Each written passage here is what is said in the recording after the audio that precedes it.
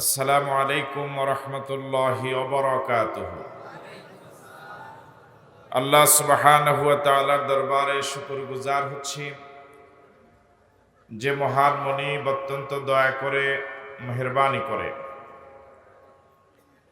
আজকের এই তাফসীরুল কুরআন মাহফিলে দুনিয়াবী শত ব্যস্ততা, ব্যবসায়িক সাংসারিক শত ঝামেলার পরেও যে মালিক আমাদেরকে কবুল এবং মঞ্জুর করলেন, কথা বলার কথা শোনার সুযোগ দিলেন, সে মনিবের দরবারে মনিবের শিখানো ভাষায় মনিবের দেওয়া জবান ব্যবহার করে সকলে মিলে সমস্বরে পড়ি আলহামদুলিল্লাহ। রাসূল করিম সাল্লাল্লাহু আলাইহি ওয়াসাল্লামের প্রতি দরুদ, যিনি আমাদের প্রিয় নবী, সর্বকালের সর্বযুগের সর্বশ্রেষ্ঠ নবী। সে নবীর প্রতি দরুদ পড়ছি, যার প্রতি একবার দরুদ পড়লে আল্লাহ রাব্বুল আলামিন 10টি সগীরা গুনাহ মাফ করে দেন, 10টি রহমত বর্ষণ করেন, 10টি মর্যাদা বাড়িয়ে দেন।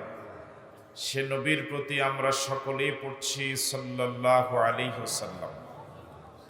শুহাদায়ে কেরামদের আত্মার মাগফিরাত কামনা করছি। দ্বীনের জন্য যারা জীবন দিলেন, মাজলুম হলেন, কবরে গেলেন, প্রিয় জন্মভূমি বাংলাদেশ সহ পৃথিবীর বিভিন্ন অঞ্চলে বিভিন্ন সময়ে, বিশেষ করে ফিলিস্তিনের গাজা অঞ্চলে জালেম ইসরায়েলিদের বর্বরোচিত নৃশংস অমানবিক অবর্ণনীয় নির্যাতনে যে সকল নারী, পুরুষ, শিশু, বৃদ্ধ, কিশোর অন্ধকার কবরে চলে গেলেন, ফরিয়াদ করছি মুনিব, তুমি তাদের সকলকে শহীদ হিসেবে কবুল করো। 52 সনে ভাষার জন্য যারা জীবন দিলেন, 71 সনে স্বাধীনতার জন্য যারা জীবন দিলেন, জাতির সূর্য সন্তান, ভাষা সৈনিক এবং বীর মুক্তিযোদ্ধা, ঈমান নিয়ে যারা অন্ধকার কবরে চলে গেলেন, আল্লাহ রাব্বুল আলামিন তাদেরকে শহীদ হিসেবে কবুল করুক। আপনাদের এই জনপদের জমিনে আল্লাহর যত বান্দা, যত বান্দি যারা পরিমাণ ঈমান নিয়ে যারা অন্ধকার কবরে চলে গেলেন, আল্লাহ রাব্বুল আলামিন সবাইকে মাফ করে দিক। আপনাদের সকলকে আন্তরিক ধন্যবাদ এবং মোবারকবাদ জানিয়ে আমরা আলোচনা শুরু করছি ইনশাআল্লাহ। সুবহানাকা লা ইলমা লানা ইল্লা মা আল্লামতানা ইন্নাকা আনতাল আলিমুল হাকিম। রব্বিশ রাহ লি সাদরি ওয়া ইয়াসসির লি আমরি ওয়াহলুল উকদাতাম মিন লিসানি ইয়াফকাহু কওলি। আমরা কথাটা এভাবে শুরু করতে চাই, আমাদের প্রিয় জন্মভূমি বাংলাদেশে যে পরিমাণ ওয়াজ মাহফিল হয়, যে নামেই হোক, আমার জানা মতে পৃথিবীর দ্বিতীয় কোনো এককভাবে কোনো দেশে এত ওয়াজ মাহফিল হয় এটা আমার জানা নাই।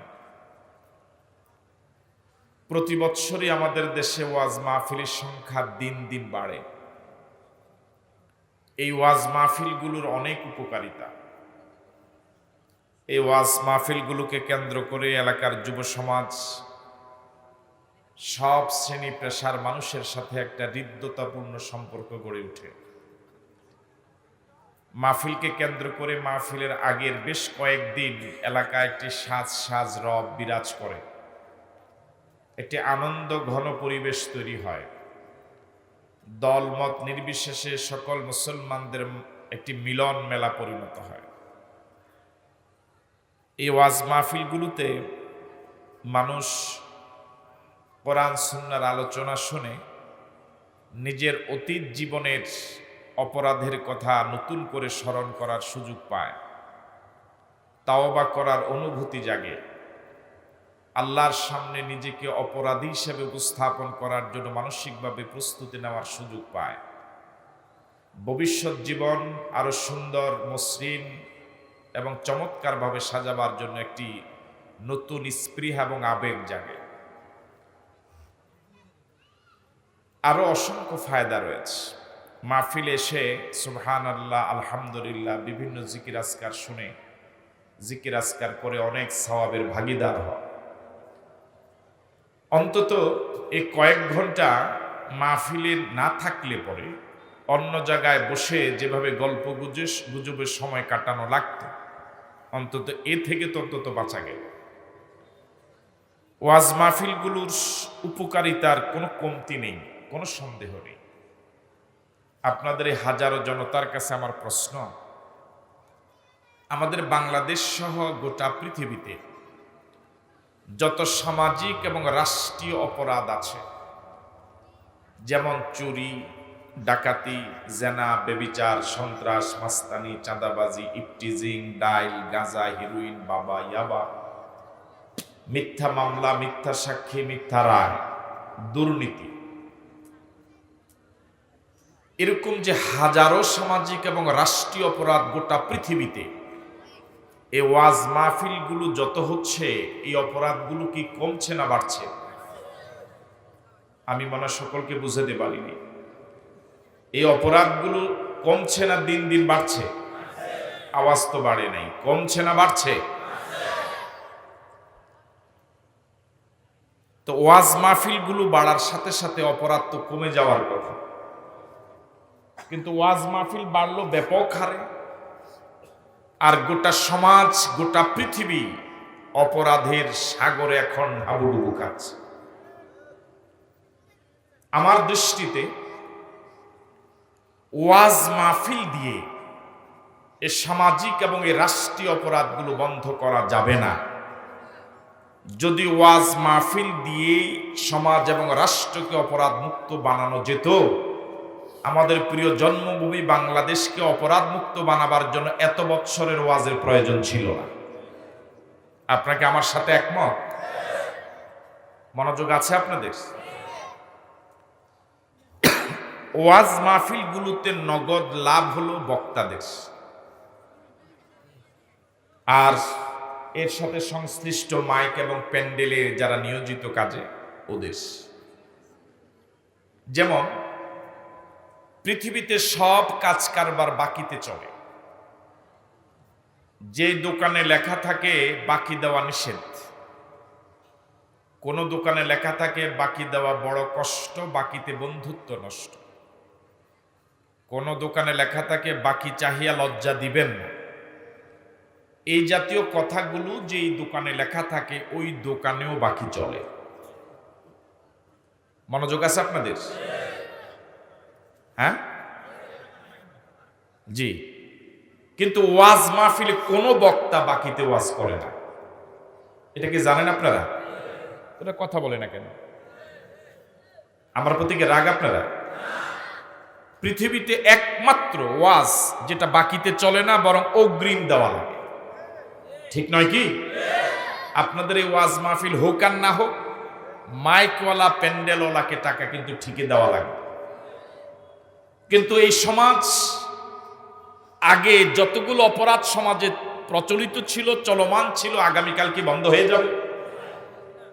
কথা বলেন, বন্ধ হয়ে যাবে? সুদ যে হারাম, এখানে আয়োজক এবং শ্রোতা, স্টেজ এবং প্যান্ডেলে আমরা যারা আছি, এটা কে না জানে? আমার সাথে একটু কথা বললে ভালো লাগবে। সুদ যে হারাম এটাকে আমরা সবাই জানি। কারা কারা জানি না একটু হাত তোলেন তো দেখি। দুইজনে জানেন। সুদ যে হারাম এটাকে আমরা সবাই জানি। আজকে সকল আলোচক যদি শুধু সুদের ব্যাপারেই কথা বলতেন, আগামীকাল কি এই সমাজ থেকে সুদ উঠে যেত? এই সমাজে সুদের কারবার আছে না নাই? তাহলে ওয়াজ দিয়ে সুদ বন্ধ করা। আমরা এই হাজারো জনতা আপাতত এই কয়েক মিনিটের আলোচনায় একটা বিষয় একমত হলাম যে ওয়াজ দিয়ে সমাজ এবং রাষ্ট্রকে অপরাধ মুক্ত বানানো। সমাজ এবং রাষ্ট্রকে যদি অপরাধ মুক্ত বানাতে হয় তাহলে আইন লাগবে। কি লাগবে? আরো জোরে বলুন। এর আগে আপনাদের কাছে প্রশ্ন, আমরা কি চাই আমাদের প্রিয় দেশ বাংলাদেশ একটি অপরাধ মুক্ত দেশ হোক? আমরা কি চাই আমাদের সমাজ অপরাধ মুক্ত হোক? বিশ্বাস করুন, একটা সমাজের সব মানুষ অপরাধী নয়। একটা দেশের সব মানুষ অপরাধী নয়, বরং অপরাধীদের সংখ্যা অনেক কম, নিরপরাধ মানুষের সংখ্যাই বেশি। একটা সমাজে, একটা ইউনিয়নে যদি 10,000 মানুষ থাকে, কিছুক্ষণ আগে যে অপরাধগুলোর কথা বললাম, এই অপরাধগুলোর সাথে জড়িত মানুষের সংখ্যা বড় জোর 500 হবে। এটা কথা একটা কইলাম, এটাতে হাত না ঢুকাই উপায় নেই। ধরে নেন একটা কথা বললাম, এটা তাহলে আমি গণি বলিনি। আর আপনি যে বললেন যে 500 থেকে কম হবে, তাও তো আপনি গণেন নাই, তা আমারটা মানে নিলিত হইতো। হ্যাঁ, তাহলে আমারটা মেনে নিলিত হইতো।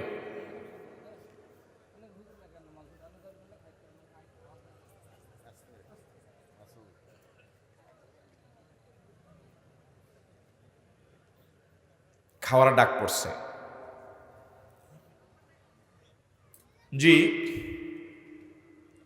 ধরে নিলাম একটা সমাজে 10,000 মানুষের ভিতরে সর্বোচ্চ 500 মানুষ এই একটু আগে যে অপরাধগুলোর কথা বললাম সে অপরাধের সাথে জড়িত, ঠিক নয় কি? কিন্তু এই 500 অপরাধীর কারণে 9,500 নিরপরাধ মানুষগুলো আজ তাদের আরামের ঘুম হারাম হয়ে গেছে, ঠিক নয় কি? এই 500 অপরাধীর কারণে গোটা সমাজ, গোটা দেশ, গোটা পৃথিবী আজ নিরপরাধ মানুষগুলো একেবারে চরম অসহায় অবস্থায় বসবাস করে, ঠিক নয় কি? এই সমাজের যেই মুষ্টিময় কিছু অপরাধী মানুষ, ওরা কিন্তু আবার মাহফিলের আয়োজনও করে না, মাহফিল শুনতেও আসে না। তো কোন ওয়াজ দিয়ে আপনি ওদেরকে ভালো বানাবেন? তাহলে কি লাগবে? আরো জোরে বলেন, কি লাগবে? রাসূল করিম সাল্লাল্লাহু আলাইহি ওয়াসাল্লাম 13 বৎসর মক্কায় আবু জেহেলকে ওয়াজ করেছিলেন, করেন নাই? আবু জেহেল কি সোজা হয়েছিল? আরো জোরে বলেন, হয়েছিল? যে রাসূল আবু জেহেলকে এত দীর্ঘদিন ওয়াজ করে সোজা বানাতে পারলেন না, সে আবু জেহেলের যোগ্য উত্তরসূরি মুরিদ এবং খলিফা, যোগ্য কর্মী এখন কি পৃথিবীতে আছে না নাই? আরো জোরে বলেন। বরং ওরা অনেক ক্ষেত্রে আবু জেহেল থেকে এক ধাপ এগিয়ে, ঠিক আছে না কথা? আবু জেহেল এই যুগে আসতে পরে ও লজ্জা পেত, আমি তো তোদের থেকে অনেক পিছনে, তোরা তো আমার থেকে অনেক আগায়া। তো আপনি কোন ওয়াজ দিয়া সেই আবু জেহেলের কর্মীদেরকে সোজা বানাবেন? সোজা বানানো যাবে? সমাজ এবং রাষ্ট্রকে অপরাধ মুক্ত বানাবার জন্য আইন লাগবে। কি লাগবে? আরো জোরে বলেন, কি লাগবে? আমরা কি চাই আমাদের সমাজটা অপরাধ মুক্ত সমাজ হোক? সবাই চাই। কারা কারা চায় হাত তুলে দেখান, হাত না। তাহলে আমরা দুইটা বিষয় একমত হলাম এই পর্যন্ত। আপনি এখন যাই না, বাদ পরে খাই। হ্যাঁ হ্যাঁ, জি না, বসবো, অল্প সময় বসতে পারবেন ইনশাআল্লাহ, আল্লাহ সুস্থ করে দেবেন ইনশাআল্লাহ। ওনার সাথে আমার পূর্ব পরিচয় নেই, তবু থাকলে ভালো লাগবে। জি, তাহলে আমরা একটা বিষয় একমত হলাম যে ওয়াজ দিয়ে সমাজকে অপরাধ মুক্ত বানানো। দ্বিতীয়ত একমত হলাম যে সমাজকে অপরাধ মুক্ত বানাবার জন্য আইন লাগবে। কি লাগবে? এ ব্যাপারে কি সবাই একমত? এবার আসুন, আইন দুই প্রকার, আল্লাহর আইন, মানুষের আইন। আছেন আপনার মাঠে না গেছেন গা? মানুষের জন্য মানুষের বানানো আইন, আর মানুষের জন্য আল্লাহর দেওয়া আইন। এবার বলুন তো দেখি, এই সমাজ এবং রাষ্ট্রকে, পৃথিবীকে অপরাধ মুক্ত বানাবার জন্য মানুষের বানানো আইন বেশি জরুরি না আল্লাহর দেওয়া আইন বেশি কার্যকর? তাও জোরে সবাই বলতে পারলে না। কার আইন কার্যকর? মানুষের জন্য মানুষের বানানো আইন দিয়া সমাজ এবং রাষ্ট্রকে অপরাধ মুক্ত বানানো যাবে না, যাবে না, যাবে না।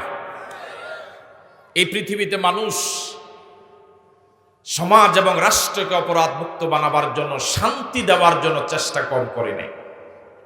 লেনিন, কার্ল মার্কস, মাও সেতুং অনেক সূত্র আবিষ্কার করেছে, পৃথিবীর মানুষকে শান্তি দিতে চরমভাবে ব্যর্থ হয়েছে। জাতিসংঘ প্রতিষ্ঠিত হয়েছিল পৃথিবীতে শান্তি দেওয়ার জন্য, জাতিসংঘ পৃথিবীকে শান্তি দিতে পারে নাই, বরং অশান্তির কারণ হয়ে দাঁড়িয়েছে। ঠিক নয় কি?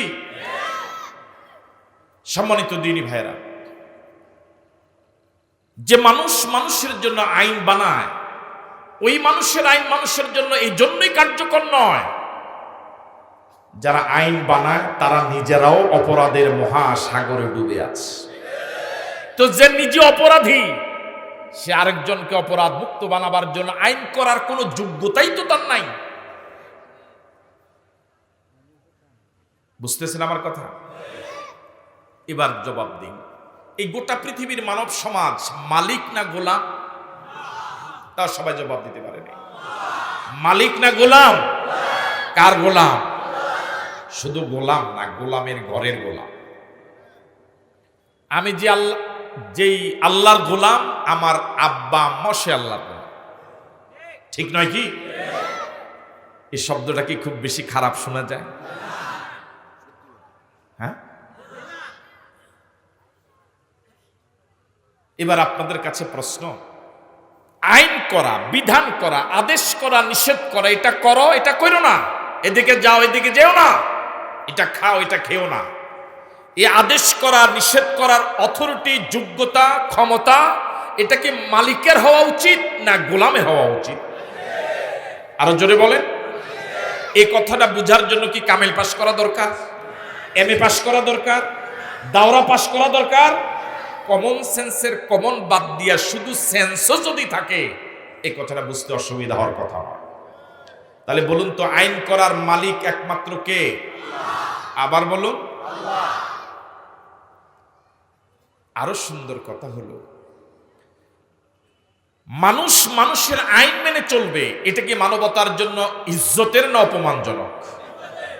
হ্যাঁ, অপমানের।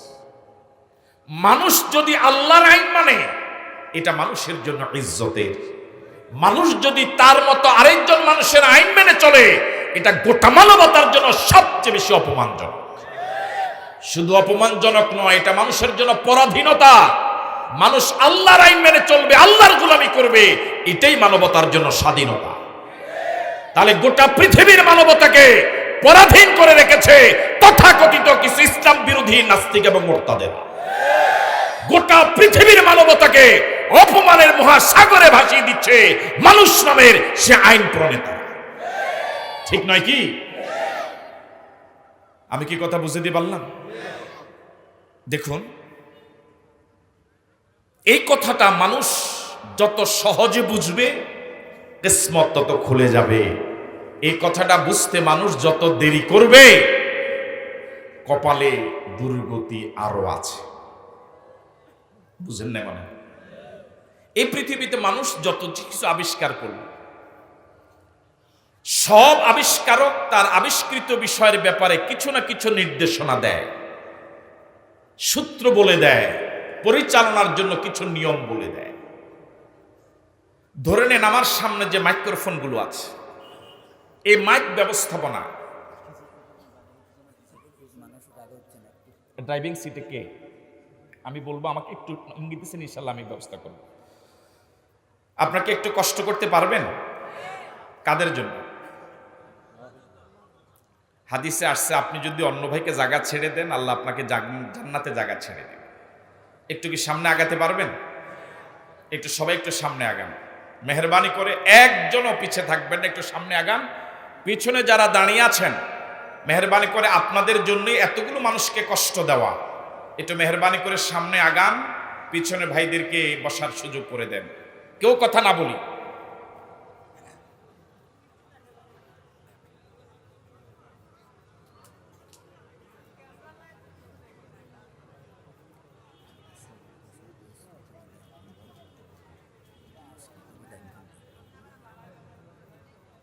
যে আমরা বসে পড়ি,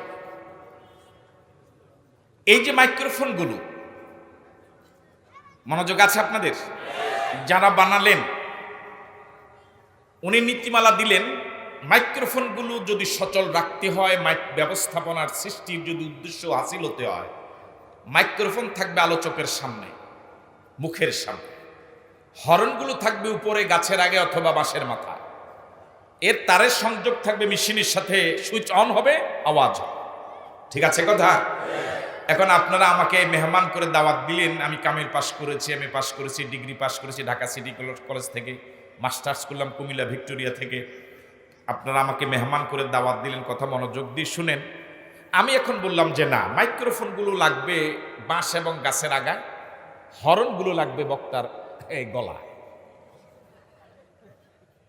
এটার জন্য এটা নিয়ম না অনিয়ম? এই মাইকটা কি চলবে? এটা মাইকটা সচল না অচল? এটার জন্য কি এটা সঠিক রাস্তা না ভুল রাস্তা? আমার এই কথা কি আপনারা শুনবেন? কেন শুনবেন না? আমার নিয়মটা কি হয় নাই? কিন্তু যারা আজকে মাইক চালায় সম্ভবত ওরা কামেল পাস না, সম্ভবত এমএ পাস না, হয়তো লেখাপড়া জানে না, এরকমও থাকতে পারে। তাদেরকে ছোট করার জন্য বলি না, উদাহরণ হিসেবে বলছি। ওরা যদি সেখানে নিয়ম বলে দেয়, আপনি কি আমারটা মানবেন না ওদেরটা মানবেন? কেন মানবেন? ওরা নিয়ম জানে। ঠিক নয় কি? রেলগাড়ি কি চিনেন আপনারা? রেলগাড়ি সবাই বলে নাই, ও চিনে না, যুবকে দেখে। রেলগাড়ি কি চিনেন? যারা রেলগাড়ি বানালেন তারা সিদ্ধান্ত দিলেন এটা সচল রাখতে হলে, চালাতে হলে 2 লাইনের লোহার এরকম সমান্তরাল রাস্তা লাগবে। যারা বিমান হেলিকপ্টার বানালেন তারা সিদ্ধান্ত দিলেন এটা চালাবার জন্য আকাশপথ লাগবে। যারা লঞ্চ স্টিমার বানালেন ওনারা সিদ্ধান্ত দিলেন এটা চালাবার জন্য নৌপথ লাগবে। যারা বাস ট্রাক বানালেন ওনারা সিদ্ধান্ত দিলেন এটা চালাবার জন্য স্থলপথ লাগবে। বলুন তো দেখি, এই বলে দেওয়া পথগুলো ওদের জন্য কি সঠিক পথ না ভুল পথ? আসতে বলেন, সঠিক পথ না ভুল পথ? আপনাদের এখানে বাস রাস্তা কতটুকু দূরে? কোন স্টেশন? কোন স্টেশন? চন্দ্রগঞ্জ। পরিচিত একটা স্টেশন, থানাই তো মনে হয়। চন্দ্রগঞ্জ বাস স্ট্যান্ডে একটা খুব ভালো মানের একটা ট্রেন গাড়ি কোনো না কোনো কারণে এখানে আসলো। এই মানের ট্রেন রেল গোটা দেশে আর এক পিছু নাই। ড্রাইভিং সিটে যিনি বসা তিনি খুবই বিজ্ঞ, প্রাজ্ঞ, অভিজ্ঞ একজন ড্রাইভার। এই ট্রেনটা চালাবার জন্য যে ফুয়েল দরকার, জ্বালানি দরকার, তেল দরকার, সেটাও পর্যাপ্ত আছে। এবার আপনাদের হাজারো জনতার কাছে প্রশ্ন, এই ট্রেনটা কি এই রাস্তায় চলবে? কেন, গাড়িটা কি সমস্যা আছে? তেল নাই? ড্রাইভার কি চালাইতে পারে না? সব ঠিক থাকার পরেও ট্রেনটাই রাস্তার জন্য অচল, যেহেতু রাস্তাটা ট্রেনের জন্য সঠিক রাস্তা নয়। কি রাস্তা? ভুল রাস্তা। কি রাস্তা? আরো জোরে বলেন, কি রাস্তা? এটা বুঝার জন্য কি কোনো শিক্ষা দীক্ষার প্রয়োজন আছে? একজন অশিক্ষিত মানুষ যে লেখাপড়া জানে না, দস্তখত দিতে জানে না, এমনকি টিপ দেওয়ার জায়গাও চিনে না, সেও যদি এখানে চন্দ্রগঞ্জ বাস রাস্তা ট্রেন দেখে, সে বলবে আল্লাহ, এটা এখানে ঠিক না? আপনারা 1000 মানুষ এই দৃশ্য দেখলেন। আপনারা তো আসছিলেন ওয়াজ শুনতে সুর দিয়া, আমি তো এখনো কথাই বলতেছি। আপনারা তো বলবেন পরে যে ওয়াজ তো হয়নি, সুরে কথা না হয়। এভাবে কথা বললে আয়োজকদেরকে গালিগালাজ করবেন না তো?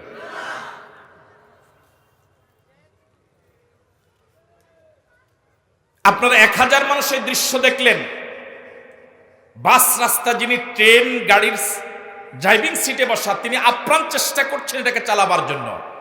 আপনাকে ওই ড্রাইভারকে সুস্থ বলবেন না পাগল বলবেন? আরো আসতে বলেন, মায়ের আসতে পারে। সুস্থ বলবেন না পাগল বলবেন? কিন্তু বিকল্প আরো 5000 মানুষ পাশে দাঁড়ানো, ওরাও ড্রাইভারকে সমর্থন করছে, ভোট দিচ্ছে, সাপোর্ট করছে। ভোট বুঝেন তো? কি দিচ্ছে? সাপোর্ট করছে যে চালা, আমরা আসি, প্রয়োজনে কি দিব? হ্যাঁ, প্রয়োজনে ধাক্কা দেব। আমরা দিনের কাজ রাত্রে করি, এই দেশে আমাদের কথায় উঠে এবং বসে। আমাদের আঙ্গুলের হেলুনিতে একবার উঠে আবার বসে। আমরা এই দেশের মাও, কথা কয় না কেন, আমরা মাও বাবাও, যা করা লাগে আমরা করব, তুই সালা। এই কথা শুনলেন, তাদের এই ভোট দেওয়াকে আপনারা দেখলেন 1000 মানুষ। আপনারা কি শুধু ড্রাইভারকে পাগল বলবেন, না যারা এই ড্রাইভারকে সাপোর্ট করলো, ভোট দিল, সমর্থন করলো, তাদেরকেও পাগল বলবেন? তাহলে পাগলকে যারা সমর্থন করে তাদেরকে সুস্থ মানুষেরা পাগল বলে। আসতে বলেন, মায়ের আসতে পারে। সবাইকে একমত? এবার আপনাদের হাজারো জনতার কাছে প্রশ্ন, আমার আপনার স্রষ্টাকে? আওয়াজ দিয়ে বলুন। আল্লাহ রাব্বুল আলামিন বলেন, ওয়ালাকাদ খালাকনাল ইনসানা মিন সুলালাতিন মিন তিন। আমি মানুষকে মাটির নির্যাস থেকে সৃষ্টি করলাম। ইয়াখরুজু মিন বাইনিস সুলবি ওয়াত তারাইব। আমার আপনার জন্মের উৎস হলো এক ফোঁটা পানি, যে পানির পৃথিবীর কোনো মার্কেটে 4 পয়সার দাম নাই, ফ্রি দিলেও কেউ নিবে না। দুর্গন্ধযুক্ত পানি, নারী এবং পুরুষের দেহ থেকে বের হলে পরে গোসল ওয়াজিব হয়ে যায়। এমন এক ফোঁটা পানি পুরুষের পৃষ্ঠদেশ, নারীর বক্ষদেশ থেকে সবেগে নির্গত হওয়া পানি। আমার আপনার জন্মের শুরু হলো পানি দিয়ে। আল্লাহ রাব্বুল আলামিন আমাকে আপনাকে মায়ের যে স্থানে আমাকে আপনার সৃষ্টির সূচনা করলেন, যাকে আরবিতে রেহেম বলে, বাংলা যাকে জরায়ু বলে। চিকিৎসা বিজ্ঞানীরা বলেন স্বামী এবং স্ত্রীর মিলনের ফলে শুক্রাণু এবং ডিম্বাণু এর সংস্পর্শে জন্মের সূচনা। পুরুষের শুক্রাণু মিলনের ফলে জরায়ুর দিকে দ্রুত গতিতে যাওয়া শুরু করে। এই শুক্রাণু থেকে 1 জন নয়, 2 জন নয়, 1 লাখ নয়, 2 লাখ নয়, 1 কোটি নয়, 2 কোটি নয়, এই শুক্রাণু দিয়ে 20 কোটি বনি আদম সৃষ্টি হতে পারে। কয় কোটি? আরো জোরে বলুন। তিনি আমাদের এমন আল্লাহ, তিনি আমাদের এমন রব, তিনি আমাদের এমন মালিক, তিনি আমাদের এমন আল্লাহ। 20 কোটি শুক্রাণু রওনা হলো জরায়ুর দিকে, প্রতিযোগিতা শুরু হলো। মালিক 19 কোটি 99,99,999টা শুক্রাণুকে তিনি জরায়ুতে যেতে দেন নাই, বরং জরায়ুতে যাওয়ার আগে তিনি 19,99,99,999টা শুক্রাণুকে তিনি মেরে ফেললেন, অকার্যকর করে দিলেন। বরং আমি আবু নসর আশরাফি, আপনি আব্দুল সালাম, আব্দুর রহিম, লুৎফুর রহমান, সাইফুল্লাহ মুনির, এই একটা শুক্রাণুকে জরায়ুর ভিতরে জায়গা দিয়ে মালিক আপন কুদরতে জরায়ুর মুখটা বন্ধ করে দিলে। জোরে বলেন আল্লাহু আকবার। এবার বলুন তো দেখি, আমার আপনার প্রতি মালিকের দয়া ছোট না বড়, কম না বেশি? এই শুক্রাণু থেকে 40 দিন গত হওয়ার পর আল্লাহ রাব্বুল আলামিন এবার এটাকে রক্তের টুকরা বানালেন। আবার 40 দিন গত হওয়ার পরে রক্তের টুকরাকে মালিক এবার গোশতের টুকরা বানালেন। ছোট্ট একটা বডি দিলেন, পুরাটাই গোশতের টুকরা, পুরাটাই গোশতের টুকরা। ছোট্ট একটা পুতুল বানালেন। এই অবস্থা যদি মালিক মায়ের গর্ভ থেকে খালাস করে দিতেন, আমি আপনি দুনিয়াতে কর্মক্ষম হতাম না, দাঁড়াতে পারতাম না, বসতে পারতাম না, দৌড়াতে পারতাম না। তিনি এমন দয়ালু আল্লাহ, তিনি এমন দয়ালু আল্লাহ। আমার আপনার ছোট্ট বডির ভিতরে যে জায়গায় যেমন দেওয়া দরকার, যে জায়গায় যতটা দেওয়া দরকার, পুরা বডির ভিতরে একটা নয়, 2টা নয়, প্রয়োজন মাফিক 206টা হাড় যিনি দিলেন তিনি আল্লাহ। তিনি কে? আরো জোরে বলে। আমার আপনার জানা ছিল না কোন জায়গায় কেমন হাড় দরকার। এই হাতের 5 আঙ্গুল, সব আঙ্গুলের হাড় একরকম নয়। এটা কিছুটা খাটো, কিছুটা মোটা, এটা তার থেকে চিকন, এটা তার থেকে একটু লম্বা। একটু গবেষণা করেন, চিন্তা করেন, দেখবেন কত রুচিশীল আমার আল্লাহ।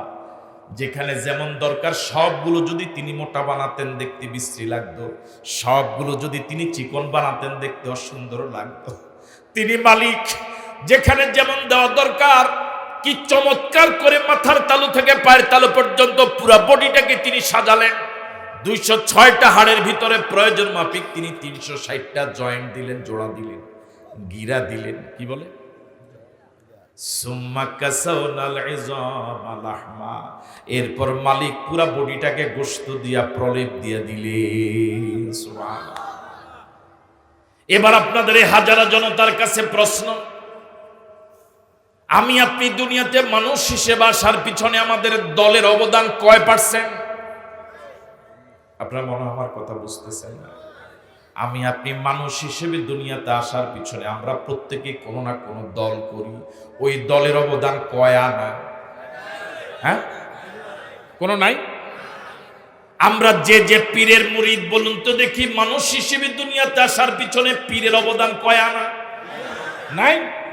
16 আনা অবদান কার? দলের কাছে আমার কদর বেড়েছে যখন দলের ডাকে মিছিলে যাওয়ার উপযোগী হয়েছি। কথা কয় না? দলের কাছে আমার কদর বেড়েছে যখন দলের নেতার কথায় অন্যের মাথায় বাড়ি দেওয়ার বয়স হয়েছে। দলের কাছে আমার কদর বেড়েছে যখন দলের নেতার আদেশে অন্যের বাড়িতে, অন্যের দোকানে আগুন দেওয়ার, অন্যের জায়গা অফিস দখল করার যখন আমি উপযোগী হয়েছি। পীরের কাছে আমার কদর বেড়েছে যখন পীরকে দেখা সাক্ষাৎ করতে গিয়ে মোটা অঙ্কের হাদিয়া দেওয়ার উপযোগী হয়েছি। যেদিন আপনি অসুস্থ হয়ে বিছানায় শুয়ে থাকবেন, নড়াচড়া করতে পারবেন না, যে কর্মীরা আপনার হাতের কর্মী ছিল, যে নেতারা আপনার হাতের গড়া নেতা ছিল, ওই কর্মী এবং নেতারা আপনার বাড়ির সামনে দিয়ে মিছিল করে যাবে, আপনার খবরও নিবে না আপনি সুস্থ না অসুস্থ দেখতে আসবেন। পীরকে যত হাদিয়া দিতে পারেন ততই পীরের কাছে আপনি ভালো। যেদিন আগের মতো আর হাদিয়া দিতে পারবেন না, আন্তরিকতার কমতি না থাকলেও আগের মতো আর কদর পাওয়া যাবে না। বক্তার কাছে আপনার কদর, বক্তাকে যদি দাওয়াত দিতে পারেন, ভালো মানের খাওয়াতে পারেন, হুন্ডার বহরে রিসিভ করাতে পারেন, মোটা অঙ্কের হাদিয়া দিয়ে বিদায় করতে পারেন, যদি ভালো মানের খাওয়া দাওয়ার পরেও যদি ভালো মানের হাদিয়া দিয়ে বিদায় করতে না পারেন, বক্তার কাছে আপনি ভালো না। কথা কয় না কেন? ঠিক আমার ভাইরা বলুন তো দেখি, আমার আপনার দুনিয়াতে মানুষ হিসেবে আসার পিছনে 16 অবদান কার? আমি আপনি যখন মায়ের গর্ভে চরম অসহায়, পৃথিবীর কেউ আমার খবর নেয় নাই, দল আমার খবর নেয় নাই, পীর আমার খবর নেয় নাই, পৃথিবীর কেউ আমার পাশে দাঁড়ায় নাই। আমি যখন চরম অবহেলিত অবস্থা মায়ের গর্ভে, তখনও যিনি ভুলে যান নাই, তখনও যিনি ভুলে যান নাই, তিনি আর কেউ নন, তিনি হলেন আমাদের আল্লাহ। আওয়াজ দিয়ে বলুন আল্লাহ, আরো জোরে বলুন আল্লাহ, আরেকবার বলুন আল্লাহ। ও যুবক, কেমন আল্লাহকে কেমন করে ভুলে যাও? ও যুবক, ও কলিজার টুকরা যুবক, কেমন করে এমন আল্লাহর বিরোধী মিছিলে তুমি যাও? যে মিছিলে গেলে আমার আল্লাহর নাম নেওয়া যায় না, এমন মিছিলের সদস্য তুমি কেমন করে হও? এমন বৈঠকের সদস্য তুমি কেমন করে হও যে বৈঠকে আমার এমন দয়ালু আল্লাহর নাম নেওয়া যায় না? তুমি তোমার জন্মের ইতিহাস আবার নতুন করে একটু চিন্তা করো, আবার নতুন করে একটু কল্পনা করো। এখন গুগলে চার্জ দিলে পরে মানুষের জন্মের ইতিহাস পাওয়া যায়। গুগলে চার্জ দিয়ে তুমি তোমার জন্মের ইতিবৃত্ত একটু গবেষণা করো, আধা ঘন্টা একটু সময় দিয়ে তুমি চিন্তা করো, তখন তোমার মাথাটা তোমার অজান্তেই সিজদায় পড়ে যাবে, লুটে পড়বে। তখন তোমার কাছে মনে হবে আসলে আল্লাহ ছাড়া আপনার কেউ নাই। পৃথিবীতে যা আছে সব স্বার্থপর, সব স্বার্থপর, সব স্বার্থপর। গোলামি করা লাগবে কার? আরো জোরে বলেন কার? শুরুর কথা কি মনে আছে আপনাদের? এই অশান্ত পৃথিবীকে শান্ত করার জন্য কার আইন লাগবে? আগের কথা কি মনে আছে আপনাদের? এবার আমরা উদাহরণ দিয়েছিলাম ট্রেন গাড়ির, অন্যান্য গাড়িগুলোর। বাস রাস্তা, ট্রেন গাড়ি দেখলে এই ট্রেনের জন্য এই রাস্তাটা সোজা রাস্তা না ভুল রাস্তা, সঠিক রাস্তা না ভুল রাস্তা? এবার আপনাদের হাজারো জনতার কাছে প্রশ্ন, আমাকে আল্লাহ রাব্বুল আলামিন, আপনাকে আল্লাহ রাব্বুল আলামিন সৃষ্টি করার পর তিনি কোনো পথ কি বলে দেন নাই? নাকি আন্দাজি খামোখা কোন ময়দানে আপনি ছেড়ে দিয়েছে? তিনি কি আমার আপনার চলার জন্য কোনো পথ বলে দেন নাই? তিনি কি কোনটা সঠিক রাস্তা, কোনটা ভুল রাস্তা, কোনটা জান্নাতের রাস্তা, কোনটা জাহান্নামের রাস্তা, কোন রাস্তা চললে অপরাধ মুক্ত সমাজ এবং রাষ্ট্র বানানো যাবে, এই কথা কি আমার মালিক বলে দেয় নাই? আল্লাহ রাব্বুল আলামিন কোরআন মজিদে বলেন, ফাইম্মা ইয়াতিয়ান্নাকুম মিন্নি হুদান ফামান তাবিআ হুদায়া ফালা খাউফুন আলাইহিম ওয়ালা হুম ইয়াহজানুন। আমার পক্ষ থেকে তোমাদের কাছে একটা হুদা যাবে, একটা নীতিমালা যাবে, একটা সংবিধান যাবে। ওই নীতিমালা অনুযায়ী যে ব্যক্তি, পরিবার এবং সমাজ, রাষ্ট্র চালাবে, চলবে, তাদের দুনিয়াতে কোনো চিন্তা নাই, পরকালে কোনো ভয় নাই। সেই নীতিমালার নাম কি? আরো জোরে বলেন, সেই নীতিমালার নাম কি? রাসূল কারীম সাল্লাল্লাহু আলাইহি ওয়াসাল্লাম মক্কা 13 বছর দাওয়াত দিয়েছিলেন, ওয়াজ করেছিলেন, সমাজকে অপরাধ মুক্ত সার্বিকভাবে বানাতে পারেন নাই। মক্কার জনগণ রাসূলকে রাষ্ট্রপ্রধান হিসেবে মেনে নেয় নাই। রাসূলের দেওয়া আইন, আল্লাহর দেওয়া আইন দিয়ে সমাজ চালাতে তারা সহযোগিতা করে নাই।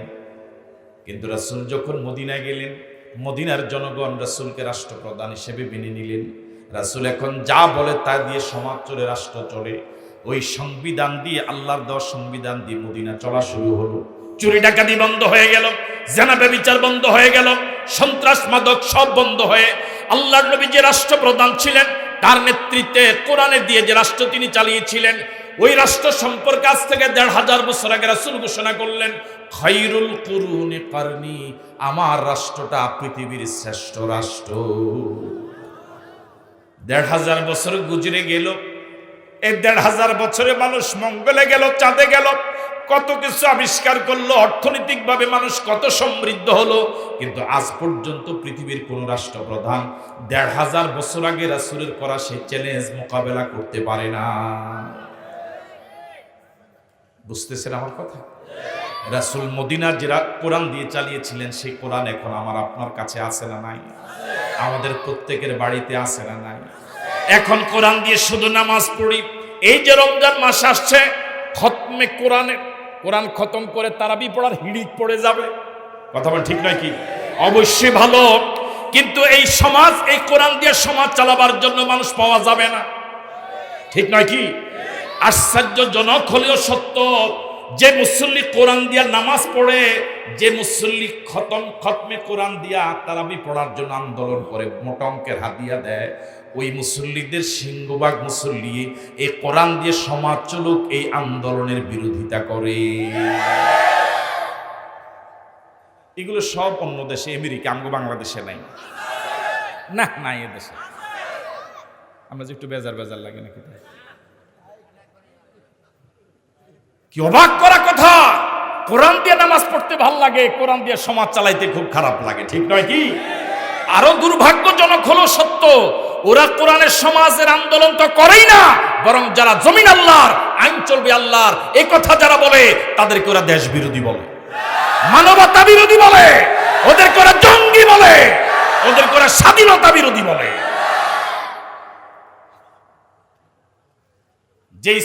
যে ছাত্র স্কুলের আইন মানে না, ওই ছাত্রকে ওই স্কুলের জন্য বৈধ না অবৈধ?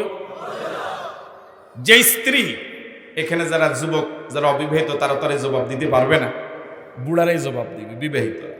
যে স্ত্রীর স্বামীর আইন মানে না, ওই স্ত্রীর স্বামীর ঘরের জন্য বৈধ না অবৈধ? যুবকরা জবাব দেয়, দেখছেন বিয়ে তিনি কয়না, সব অবিবাহিত, বৈধ না অবৈধ? এই কথা কি সহজে বুঝা যায়? তো আল্লাহর জমিনে যারা আল্লাহর আইন মানে না, ওরা আল্লাহর জমিনের জন্য বৈধ নাগরিক না অবৈধ নাগরিক? গোটা পৃথিবীর আল্লাহ বিরোধী যারা, এই জমিনের জন্য তারা বৈধ নাগরিক নয়। সত্যিকার আল্লাহওয়ালা যারা, নবীওয়ালা যারা, ফরহেজগার, দিনদার, মুত্তাকি, কোরআন সুন্নাহ অনুসারী যারা, তারাই এই জমিনের জন্য বৈধ নাগরিক। কি দুর্ভাগ্যজনক, কি লজ্জাজনক, কি রুচিহীন কথা! যারা জমিনের বৈধ নাগরিক, তারাই আজ হয়ে গেল অবৈধ নাগরিকদের কাছে, ওদের দৃষ্টিতে রোহিঙ্গা। কি হয়ে গেল? রোহিঙ্গা মানে কি? তবু তো রোহিঙ্গারও একটা কদর আছে আমাদের দেশে, কিন্তু যারা কোরআনের কর্মী, ওদের এই কদরটাও নাই। আমি বুঝতে পারি না, মনে হয় রোহিঙ্গা যারা, তারা এই দেশের একটা ইজ্জতের সাথে আছে, কিন্তু এদেশে দুর্নীতি মুক্ত যারা, যারা দেশের সম্পদ, কোন অপরাধ যারা করে না, যারা রাষ্ট্রের কাছে ফুলের মালা পাওয়ার কথা, রাষ্ট্রের কাছে স্বীকৃতি পাওয়ার কথা, দুর্ভাগ্যজনক হলেও সত্য, পৃথিবীর রাষ্ট্রগুলো তাদেরকে ফুলের মালা দিয়ে বরণ করে রাষ্ট্রীয় সম্পদ হিসেবে স্বীকৃতি দেওয়া তো দূরের কথা, ওই পৃথিবীর ওই রাষ্ট্রগুলো তাদেরকে জমিনেই থাকতে দেয় না। আপনি লাগাইলেন তেঁতুল গাছ, কোন দোয়ায় কোন খতমে এই তেঁতুল গাছ থেকে খেজুরের রস বের হবে? বুঝেন না মনে হয় কথা? আপনি জমিনের জন্য যারা সম্পদ, ওদেরকে যদি আপনি কি করেন, অবহেলা করেন, তাহলে এই জমিন থেকে ভালো সন্তান উৎপন্ন হবে না। তো জমিন তো কি বলে এটাকে অপরাধ মুক্ত হবে না, ঠিক নয় কি? আমরা কি চাই জমিন অপরাধ মুক্ত হোক? তাহলে কার আইন লাগবে? আমরা কি চাই আমাদের বাংলাদেশ আল্লাহর কোরআন আইনি চলুক? কারা কারা চাই দু হাত তুলে দেখায়।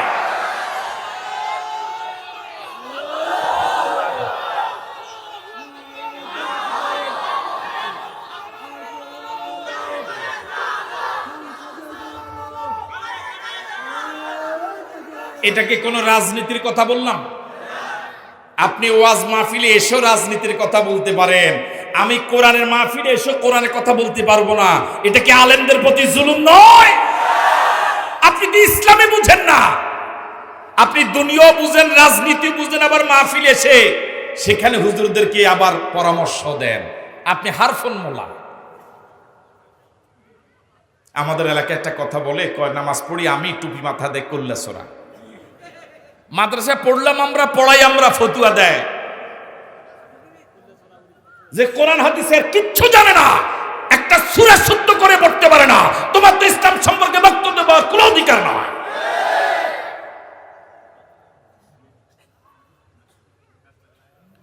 রাসূল করিম সাল্লাল্লাহু আলাইহি ওয়াসাল্লাম যে রাষ্ট্র চালালেন,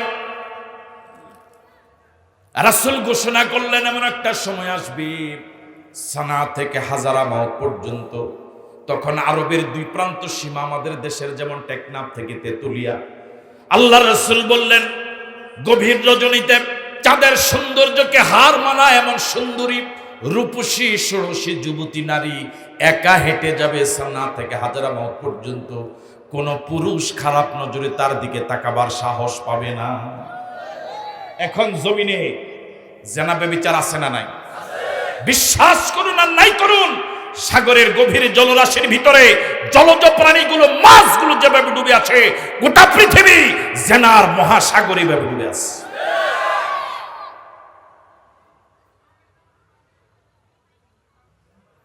আপনি ওয়াজ করবেন, স্টেজে এসে যে মসজিদের ইমাম সাহেবদেরকে বলেন, ইমাম সাহেবরা যেন জুমাবারে খুতবা দেয়, আলোচনা করে মদ খেয়েও না, ছেলেদেরকে পরামর্শ দেন, হুজুরদেরকে লাগাই দিয়েছে কি করার জন্য? মানে কনভিন্স করার জন্য। ভালো কথা, কিন্তু এটা তো সঠিক রাস্তা নয়। সঠিক রাস্তা হলো আল্লাহ রাব্বুল আলামিন বলেছেন ইন্নাস সালাতা তানহা আনিল ফাহশাই ওয়াল মুনকার, নিশ্চয় নামাজ পাপাচার অশ্লীলতা থেকে বিরত রাখে। আপনি রাষ্ট্রীয়ভাবে নামাজকে ফরজ করে দেন। যেই দেশে থাকতে হলে নামাজ পড়া লাগবে, নামাজবিহীন কাউকে এই দেশের নাগরিক হিসেবে গ্রহণ করা হবে না, সমাজ অপরাধ মুক্ত হয়ে যাবে। আপনি গাছের গোড়ায় পানি না ঢেলে আগায় পানি ঢাললে তো গাছ টিকবে না, ঠিক আছে কথা আমার ভাইয়েরা? তাহলে সমাজ যদি নামাজি সমাজ হয়ে যায়, তাহলে সমাজে অপরাধ থাকবে না, বন্ধ হবে? তাহলে পৃথিবীর রাষ্ট্রপ্রধানগুলোর দায়িত্ব হলো সমাজকে অপরাধ মুক্ত বানাবার জন্য গোটা রাষ্ট্রে নামাজকে ফরজ করে দেওয়া। আল্লাহ যে নামাজকে ফরজ করেছেন গোটা রাষ্ট্রে, রাষ্ট্রীয়ভাবে নামাজকে বাধ্যতামূলক করে বেনামাজিকে শায়েস্তা করার জন্য ব্যবস্থা নিলে গোটা সমাজ সোজা হয়ে যাবে। আমার ভাইয়েরা, রাসূল করিম সাল্লাল্লাহু আলাইহি ওয়াসাল্লাম যে রাষ্ট্র ব্যবস্থা চালালেন, জারি করলেন, ওই রাষ্ট্র ব্যবস্থাপনায় সব অপরাধগুলো বন্ধ হয়ে গেল, ইনসাফপূর্ণ ন্যায় বিচার প্রতিষ্ঠিত হলো, মানুষ জুলুমের শিকার হওয়া থেকে আমার ভাইরা রেহাই পেল। বর্তমান পৃথিবীতে জালেমদের জুলুম আছে না নাই? আগের থেকে কমছে না বাড়ছে? আরো জোরে বলেন। হযরত আবু বকর রাসূল করিম সাল্লাল্লাহু আলাইহি ওয়াসাল্লামের জামানায় একজন মহিলা চুরি করার অপরাধে হাত কাটার রায় হলো। ইসলামী আদালতে হাত কাটার রায় দিল। বংশধর মহিলা সাহাবায়ে কেরামের রায় শুনে বিব্রত হলেন। একজন বংশধর মহিলার হাত কাটা যাবে, কিন্তু আল্লাহ নবীর কাছে মহিলার পক্ষে সুপারিশ করার সাহসও কেউ করছিলেন না। আল্লাহ নবীর নাতি উসামা রাদিয়াল্লাহু তাআলা আনহুকে সাহাবায়ে কেরাম কয়েকজন রাজি করালেন আল্লাহ নবীর কানে কথাটা অন্তত পৌঁছাবার জন্য। উসামা রাদিয়াল্লাহু তাআলা আনহু ছোট মানুষ, তিনিও রাজি হয়ে গেলেন। দাদা এবং নানাদের সাথে নাতিদের খুব ভালো একটা মধুর সম্পর্ক থাকে, এই সম্পর্কটাকে তারা কাজে লাগাবার চেষ্টা করলেন। নাতি উসামা আল্লাহ নবীর কাছে গেলেন, কানে কানে গিয়ে আল্লাহ নবীকে বললেন, না না, বংশধর মহিলা হাত কাটা যাবে না। আল্লাহ রাসূলের এই কথা বুঝতে বাকি থাকলো না। এই কথাটা উসামার কথা নয়, এটা কেউ না কেউ তাকে শিখিয়ে দিয়েছে। আল্লাহ নবী প্রচন্ড রাগ করলেন, জ্বালাময় এক ভাষণ দিলেন। আল্লাহ নবী বললেন, কুরাইশ বংশের মহিলা চুরি করেছে, অপরাধে হাত কাটার রায় হলো, তার পক্ষে সুপারিশ করার জন্য আমার আদরের নাতি উসামাকে আমার কাছে পাঠিয়েছ। শুনে রাখো, আমার কলিজার টুকরা জান্নাতি মহিলাদের সরদারিনী ফাতেমা রাদিয়াল্লাহু তাআলা আনহা যদি চুরি করত, রায় হাত কাটার হতো, আমি বাবা নিজ হাতে আমার মেয়ের হাত কেটে দিতাম। আজ সমাজের নিরপরাধ মানুষগুলো কত যে জুলুমের শিকার। যারা মাজলুম তারা বিচার পাওয়া তো দূরের কথা, পৃথিবীর অধিকাংশ মাজলুম মানুষেরা তার প্রতি যে জুলুম হয় কথাটা বলার মতো লোক পাওয়া যায় না, ঠিক নয় কি? বর্তমানে ইসরায়েলের জুলুমের কারণে গাজার নারী পুরুষ শিশু বৃদ্ধ মাটির সাথে মিশিয়ে দেওয়া হচ্ছে। ওদের পক্ষে পৃথিবীর কেউ নাই, ওদের পাশে দাঁড়াবার মতো কেউ নাই। ওদের প্রতি যে এরকম জুলুম হয়, পৃথিবীতে এত মুসলমান, ওদের পাশে দাঁড়াবার মতো কেউ নেই। গ্রাম অঞ্চলে কত অসহায় মানুষ, তার জায়গা আরেকজন দখল করে নিয়েছেন, সে আরেকজনের কাছ থেকে টাকা পায়, বছরের পর বছর টাকার পিছনে ঘুরে পায় না, সঠিক বিচার পায় না। আজ সারা পৃথিবী কেন যেন জালেমদের স্বর্গরাজ্য হয়ে গেল। মাজলুমদের অবস্থা যায় যায়, এই গোটা পৃথিবীর মাজলুমদের জন্য আমার ভাইয়েরা আবার ঘুরে দাঁড়াবার জন্য, মাজলুমদের পক্ষে আবার পৃথিবীর জোয়ার সৃষ্টি হওয়ার জন্য, জালেমদেরকে পৃথিবীর জমিন থেকে শাস্তি দিয়ে সোজা অথবা বিদায় করার জন্য বিকল্প কোনো রাস্তা নাই, একমাত্র রাস্তা হলো কোরআন এবং সুন্নাহ। হযরত আবু বকর সিদ্দিক রাদিয়াল্লাহু তাআলা আনহুর খেলাফত কালে প্রধান বিচারপতির আসনে বসা হযরত ওমর ফারুক রাদিয়াল্লাহু তাআলা আনহু, হযরত ওমর ফারুক রাদিয়াল্লাহু তাআলা আনহু প্রধান বিচারপতি। অনেক দিন পর্যন্ত প্রধান বিচারপতির চেয়ারে তিনি দায়িত্ব পালন করার পর একটা সময় খলিফা আবু বকর সিদ্দিক রাদিয়াল্লাহু তাআলা আনহুর কাছে গিয়ে তিনি পদত্যাগ পত্র পেশ করতে চাইলেন। আবু বকর সিদ্দিক রাদিয়াল্লাহু তাআলা আনহু নরম মানুষ, হযরত ওমর গরম তবিয়তের মানুষ। হযরত আবু বকর চিন্তা করলেন, নিশ্চয়ই কারো না কারো সাথে হযরত ওমরের মনোমালিন্য হয়েছে, কেউ না কেউ হযরত ওমর সাথে হয়তো দুর্ব্যবহার করেছে, রাষ্ট্রের কোনো কর্মকর্তার আচরণে হয়তো হযরত ওমর পদত্যাগ করতে ইচ্ছে ব্যক্ত করছেন। হযরত ওমর ফারুক রাদিয়াল্লাহু তাআলা আনহু বললেন, খলিফাতুল মুসলিমিন, এরকম কোনো কারণ নয়, কেউ আমার সাথে দুর্ব্যবহার করেছে, কারো আচরণে আমি পদত্যাগ করার সিদ্ধান্ত নিচ্ছি, বিষয়টা এমন নয়। বরং বাস্তব কারণ হলো, বহুদিন পর্যন্ত আপনি আমাকে প্রধান বিচারপতির চেয়ার দিয়েছেন, আমি রাষ্ট্রের প্রধান বিচারপতির দায়িত্ব পালন করছি। এই কারণে বাইতুল মাল থেকে, অর্থ মন্ত্রণালয় থেকে, রাষ্ট্রীয় কোষাগার থেকে আমার পরিবারের জন্য একটা নির্ধারিত বেতনও নির্ধারণ করা আছে। আমি প্রতি মাসে নির্ধারিত বেতনও ভোগ করি। আজ এতদিন হয়ে গেল, আজ এতদিন আমি রাষ্ট্রের প্রধান বিচারপতির চেয়ারে বসা, আল্লাহর কসম করি বলি এই দেশের কোন জনগণ আরেকজনের বিরুদ্ধে আমার টেবিলে পর্যন্ত একটা মামলা নিয়ে আসলো না। আমার মন বলে যতদিন কোরআন সুন্নাহ অনুযায়ী দেশ চলবে, কোন ভাই তার আপন ভাইয়ের কোন ভাইয়ের বিরুদ্ধে মামলা দিবে না। আমার ভাইয়েরা, শান্তির মহোৎসব তো এখানে, আমরা তো এটার কাছেও নাই, আমরা তো এটাকে মানি না, আমরা তো এটাকে বুকে ধারণ করি না, আমরা তো এটা দিয়ে সমাজ চালাবার জন্য আন্দোলন করি না, আমরা তো এই কোরআনের রাজ কায়েমের জন্য সংগ্রামে অবতীর্ণ হই না।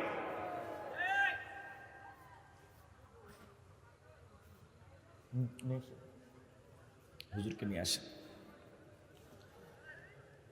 আমার ভাইয়েরা,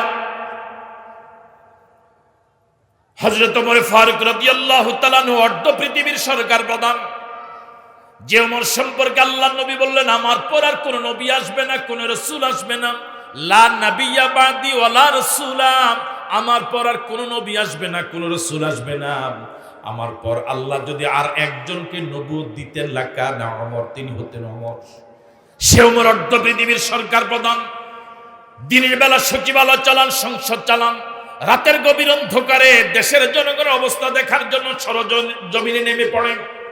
একদিন গভীর রজনীতে এক বাড়ির পাশ দিয়ে হযরত ওমর ফারুক রাদিয়াল্লাহু তাআলা যাচ্ছিলেন।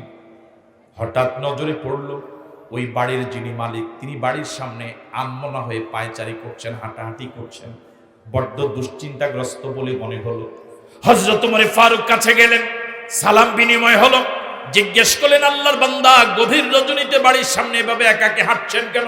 হযরত ওমর ছদ্মবেশী ছিলেন, এই জন্য বাড়ির মালিক হযরত ওমরকে তখনও চিনতে পারে নাই। হযরত ওমরের প্রশ্নের জবাবে বাড়ির মালিক বললেন, আপনাকে বলে লাভ কি, আমি বড্ড পেরেশানিতে আছি। হযরত ওমর বললেন, আমার কাছে বলে দেখুন না, লাভ হতেও তো পারে। লোকটা এই সুযোগটা কাজে লাগিয়ে বললেন, আল্লাহর বান্দা, আমার স্ত্রীর প্রচন্ড প্রসব বেদনা উঠেছে, সন্তান সম্ভব প্রসব বেদনা শুরু হয়েছে। ঘরে আমি এবং ও ছাড়া বিকল্প তৃতীয় কেউ নাই। প্রসব বিষয়ে আমার কোনো অভিজ্ঞতা নাই, এই বিষয়ে আমার কিচ্ছু জানা নাই। আমি এখন করবোটা কি, এই বিষয়ে তাকে সহযোগিতা করার কোনো জ্ঞান আমার নাই। আমি বাড়ি থেকে বেরিয়ে গিয়েছি, কোনো অভিজ্ঞ নার্স অথবা ধাত্রী পাই কিনা তার সন্ধানে। আমি আমার স্ত্রীর এই কষ্টটা আমার সহ্য হচ্ছে না, এই জন্য দ্রুত গতিতে বাড়ি থেকে বের হয়ে গেলাম। হযরত ওমর ফারুক বলেন, আল্লাহর বান্দা, একটু অপেক্ষা করেন, আমি দেখি কোনো ধাত্রী নিয়ে আসতে পারি কিনা।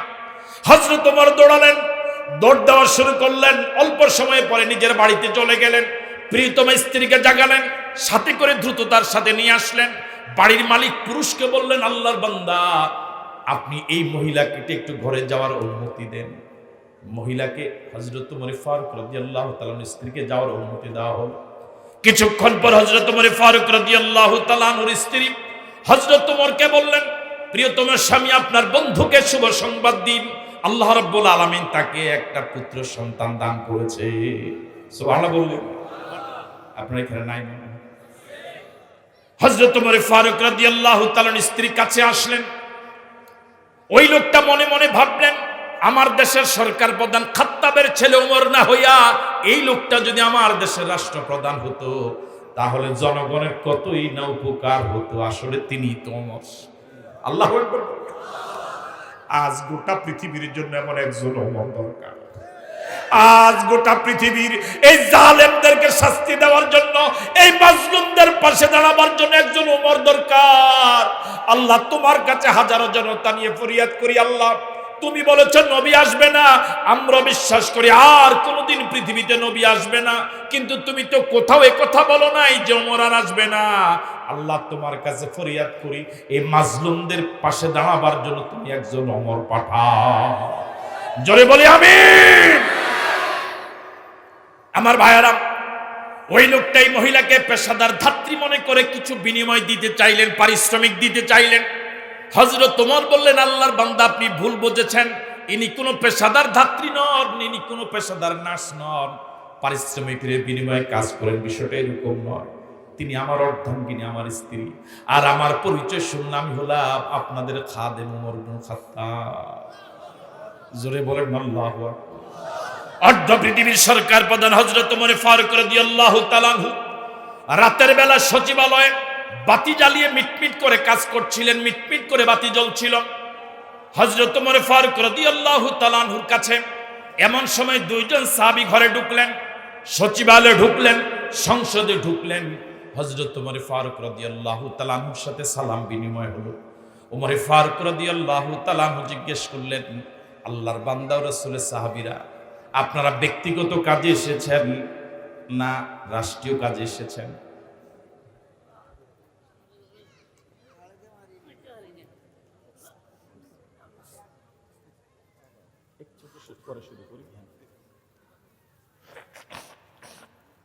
আমরা সকলে বলি আলহামদুলিল্লাহ। আজকের প্রধান আলোচক, প্রধান মেহমান, যার কথা শুরুতে বলছিলাম, বয়োবৃদ্ধ জ্ঞানবৃদ্ধ আলেমে দ্বীন, সর্বজন শ্রদ্ধ আলেম বললেন, আমরা রাষ্ট্রীয় কাজে আসি নাই, ব্যক্তিগত কাজে এসেছি।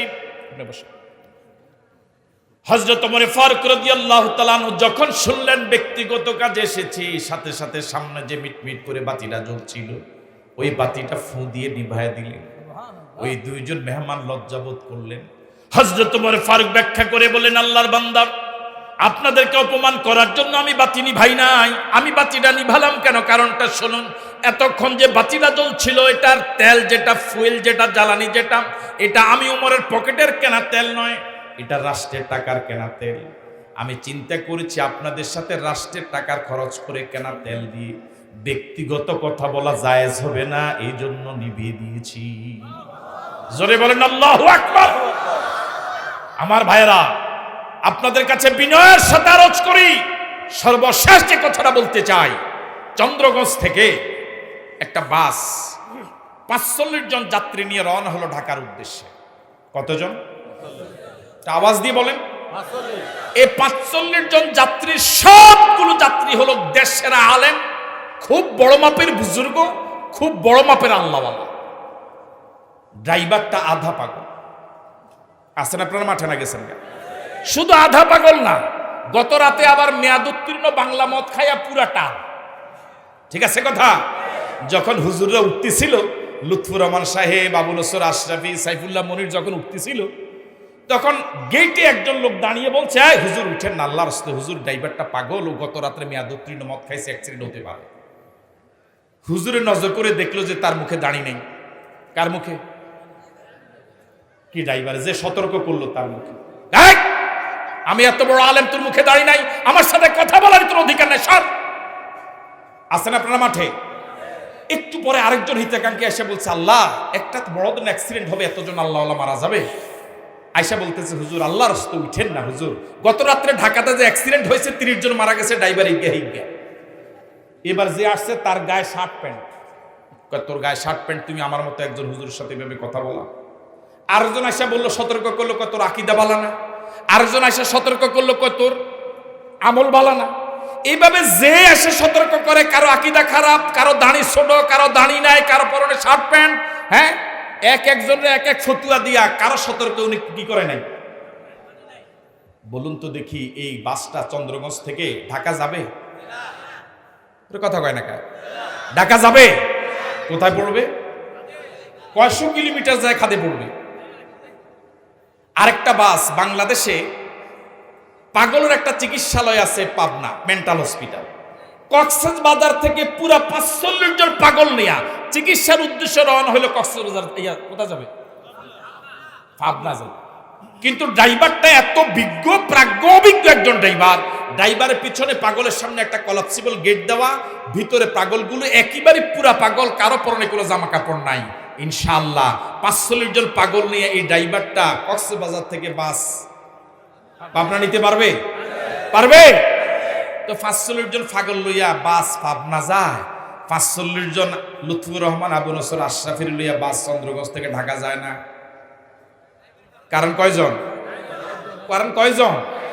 আমার ভাইরা, মসজিদে ড্রাইভার নিয়োগ করার ক্ষেত্রে আপনারা যত সচেতন, সমাজের ড্রাইভার নিয়োগ করার ক্ষেত্রে যদি এদেশের জনগণের ১০০০ ভাগের ১ ভাগ সচেতন হতো, বাংলাদেশের পরিবেশ ভিন্ন হয়ে যেত। আমরা কি চাই এ জমিন আল্লাহর কোরআন দিয়ে চলো? এই জন্য যদি জীবন দেওয়া লাগে, অর্থ দেওয়া লাগে, সময় দেওয়া লাগে, এই ময়দান থেকে কিছু যুবক কি পাওয়া যাবে? কাদেরকে পাওয়া যাবে? দুহাত তুলে দেখায়।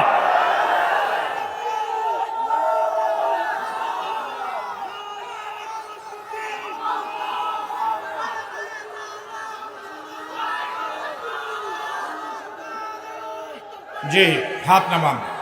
এই জজবা আরো ১০-১৫ মিনিট থাকবে তো ইনশাল্লাহ? হ্যাঁ, ১০-১৫ মিনিট থাকবে বলে আমার সময় ১০টা, এই মাত্র ১০টা বাজলো, আমার সময় শেষ। মোহতারাম এসে গিয়েছেন, তার গুরুত্বপূর্ণ আলোচনা শুনে, আমাদের সুর সম্রাটের চমৎকার উপস্থাপনা উপভোগ করে, আখেরে মোনাজাত করে